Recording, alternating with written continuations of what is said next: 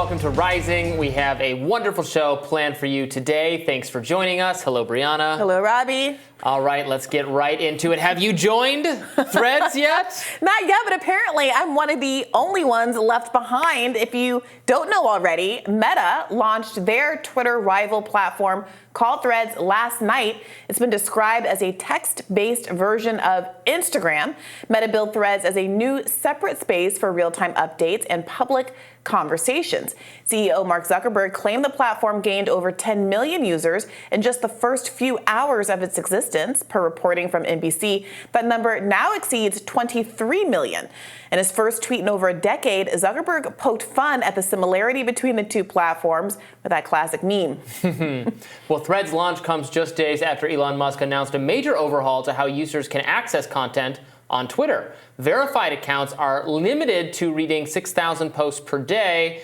Unverified accounts, 600 posts per day. New unverified accounts, 300 per day. So I had an appearance on Fox News this morning at the early hour of 6:40 a.m. So I've been up a while. So I did, in fact, have some time to build like a massive Lego house and also to join Threads.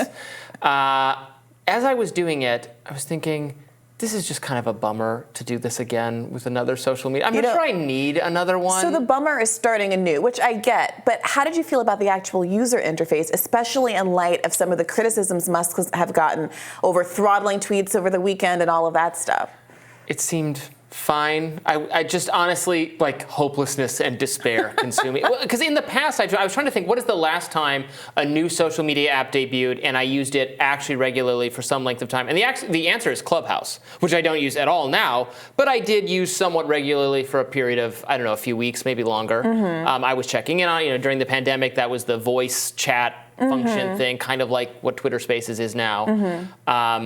That I was, but other than that, there's not a new one. I joined what, Mastodon or Blue Sky or I think I joined Parler back in the day.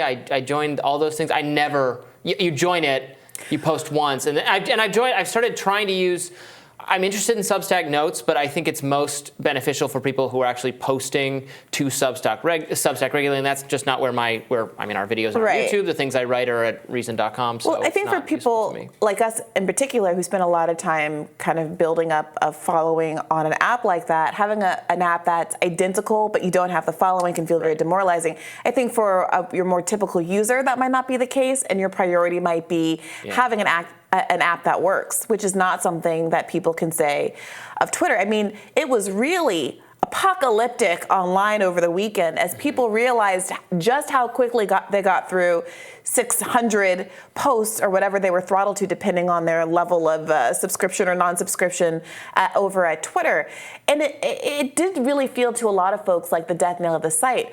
If Elon Musk is at a certain point forcing people off of his platform, and there were some theories about why he would do that. He, had an excuse that wasn't related to the technical capacities of the site, but other people who had engineering experience, et cetera, said that it had something to do with him not paying. I don't know what that means, though. People were hypothesizing that it had to do with him not paying his basically glorified cloud storage bill, and that basically had to limit the number of transactions, content that people were able to view on the site because he had this payment dispute, which people, of course, were then making fun of because he is the wealthiest man in the world. But regardless of the reason, folks just want the website, which has been around since 2009, to continue just to function in these very basic ways, which it hasn't done in the Musk era, on top of not having some of the clarity about free speech and censorship that Musk said he was going to bring to the table. It's understandable to me why so many people would be happy to run into the arms of a Zuckerberg-backed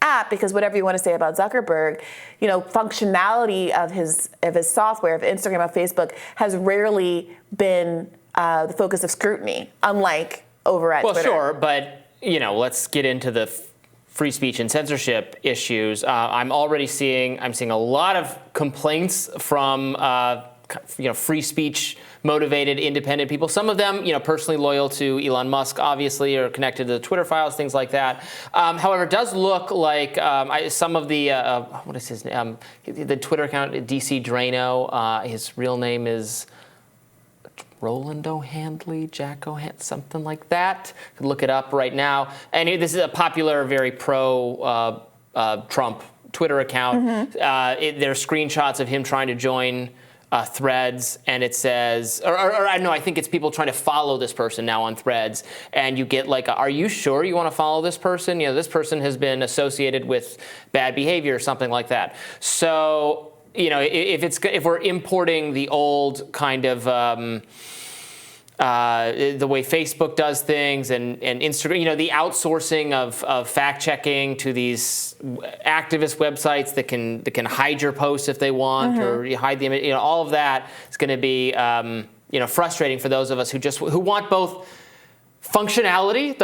What about the functionality of a Zuckerberg product with some of the free speech commitments, if not in practice, that Elon or those types of people have? That's the thing. That sounds great. That if not in practice, just give us that. If not in practice is a big caveat, because the reality is that despite some promises that a lot of us were looking forward to being fulfilled, Rogan O'Handley, that's his name. Go you know, Elon Musk has censored journalists that were writing stories that he found disfavorable to himself. He let Kanye back on the app and then censored him again for behavior, while abhorrent, that did not actually violate the terms and conditions of Twitter. He did the same thing to Alex Jones, who, again, I find what he says to be reprehensible with respect to lying about the Parkland shooting, but he didn't actually violate the terms and conditions of Twitter. And Elon Musk himself said that the reason that he chose to ban him had to do with his own personal experience with losing a child, and not the actual terms and conditions generalized rules that the normal people have to abide by. That, on top of still having absolutely no transparency about the shadow banning that many people still feel like they experience on the site, has made a lot of people say, well, okay, I would love to have the choice between the free speech site and the site that works. But right now, I have the choice between a non-free speech site that also doesn't work and a free speech site that seems, at least so far, to be functioning beautifully. And a lot of people have been writing about how it is reminiscent. It makes them feel very much like they're on old Twitter, in the way that old Twitter was a place where people could effectively share information and feel like they weren't just getting spammed with the accounts that were ideologically aligned with Elon Musk. So he's privileged, but he's privileged blue checks, and most people who pay for Twitter are people who do so because they want to support Elon Musk, and that has made the character of one's own feed less about what your personal interests are and more about what Elon Musk's interests are. I mean, I think where this is heading is that if it does take off, you're just going to have one site that's a feel-good liberal echo chamber where there doesn't appear to be a lot of censorship, because honestly the right-wing people just aren't even participating on it, and then another site that has some of the quirks of the very unique leadership ownership style of Elon Musk, and lighter moderation, though, with the exceptions of the cases you point out, the personal things that Elon Musk interferes in. We're going to have right-wing people on one site and liberals on another, and we're just going to have two of every. People have different. Your fast food shop, where you want to buy clothes. You don't want woke beer. You want woke beer. Like, everything is splitting into camps, right? So why wouldn't the social media experience be any different? Well, I don't know if it's quite going to work that way, because. Because part of the fun of social media is yelling at people on the other side? Well, no, because Elon Musk isn't. I mean, the Twitter as it is was a $44 billion investment that immediately diminished in value by half, and if not more, diminished at this point. And whether or not Elon Musk genuinely is committed to this altruism of having a free speech forum, continuing to sink his own personal money into what has become a money pit, trying desperately to figure out ways to monetize it in ways that aren't actually working. Advertisers increasingly are going to want to flee if there really is a viable alternative where people are more active, because that's where the bulk of the journalists, like it or not, Twitter is driven by how populated it is, not by the general public. It has, I think, very low, like 3% of the public is actually on Twitter, but much lower percentage. We looked at the number. How many? It was 200 million? We weren't looking at percentages. We were looking at raw numbers. But yeah, the point I just wanted to try to make here was that if Twitter has never been popular because many people were on it. It was popular because of who was on it. And that matters to Elon Musk and other people and advertisers. People liked the idea that you could go on Twitter and interact with politics and have an effect on politics and have a hashtag trend and have a movement elevate.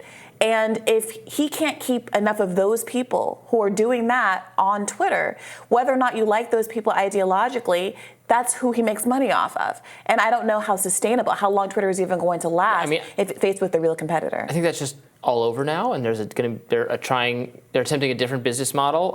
It's going to be a platform for conservative and alternative news. I think that's the vision for it, with people like Tucker, Daily Wire people, et cetera. What they streamed in some sense, the What Is a Woman documentary on Twitter. I think it's going to be a space for alternative, conservative, right-wing content, speech, media, et cetera. And obviously you have companies that can thrive in that space.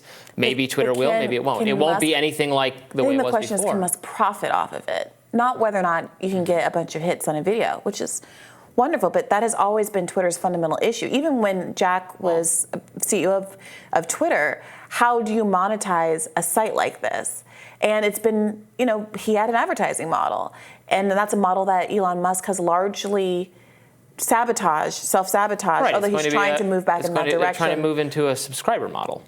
I mean, I'm not saying I don't know that it's going to work, but conservative media ventures can be profitable for the people involved in it in certain circumstances. I don't have any reason to think Twitter can't necessarily be successful. But I think there is something lost. It's a little bit of a shame if we all have to kind of ideologically segregate into this is your home, especially for those of us who don't feel like we fit so neatly into one I mean, you don't either, given the choices I just laid out, the right-wing site or the liberal establishment site. I guess You're not going to like that either. Is it doesn't feel to me like it's becoming a liberal establishment site. It just feels like it's a site where normal people who don't want to see like swastikas and stuff like that or aggregate, like celebrities. LeBron James coming out saying he didn't want to be on Twitter anymore after being forced to pay for Twitter Blue. I mean, I don't think of that as an ideological issue. It's like, I want to be where LeBron James is. I want to be where the pop culture figures and actors and singers and stuff that I follow are. And I do think that part of the problem is that Elon Musk has tried to politicize Twitter so much that he's chased away people that were normies and honestly didn't care about any of this. Well, it's been only a few hours, so we'll see what the site shapes up to be. And I also have a radar today. I'll tell you what that's all about coming up next.